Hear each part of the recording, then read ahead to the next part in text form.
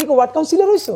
আমি শুরু করছি এমপি দিয়ে, আমি তো একদিন জাতিসংঘের মহাসচিব হইতে চাই। আমাকে জিজ্ঞেস করে বললো যে তুমি নির্বাচন মানে এটা কি? আমি নির্বাচনে দাঁড়িয়েছি লিফলেটটা দিয়ে সালাম দিয়ে। কেন নির্বাচন করবা?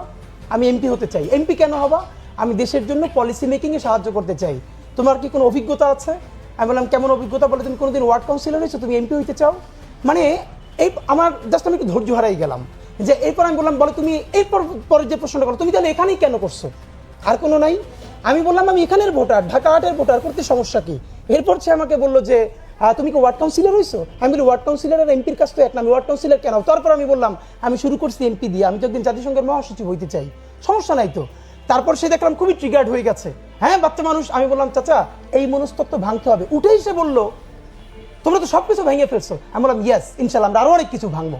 আপনারা যা যা নিতে পারেন না, এই মনস্তত্ত্ব বাচ্চারা কেন দাঁড়াবে?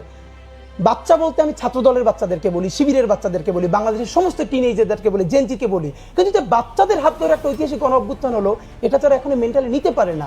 মানে ধরেন আমি কম্পিট করলাম না ঢাকা ৮-এ, তো সামওয়ান মানে কেউ কি কম্পিট করবে না? এই কথাটা তো সেরকম। শেখ মুজিবুর রহমান যখন ৭৩-এর নির্বাচনে দাঁড়িয়েছে, তার বিরুদ্ধে যিনি কম্পিট করেছিলেন আপনি জানেন কিনা, তাকে গুম করা হয়েছিল কিছুদিন। মানে জাতির জনকের বিরুদ্ধে কম্পিট করবে। আর দেখেন ইন্ডিয়া রাষ্ট্র হিসেবে কেন দাঁড়িয়েছে? গান্ধী বলল জওহরলাল নেহরু রাষ্ট্র চালাবে, আমি বাইরে থাকবো। শেখ মুজিব আমাদের জাতীয় অধ্যাপক আব্দুর রাজ্জাক স্যার বলেছেন শেখ মুজিবুর রহমানকে জাতি স্টেটম্যান হওয়ার সুযোগ দিছিল, কিন্তু স্টেটম্যান না হয়ে তিনি পলিটিশিয়ান হইতে চাইলেন।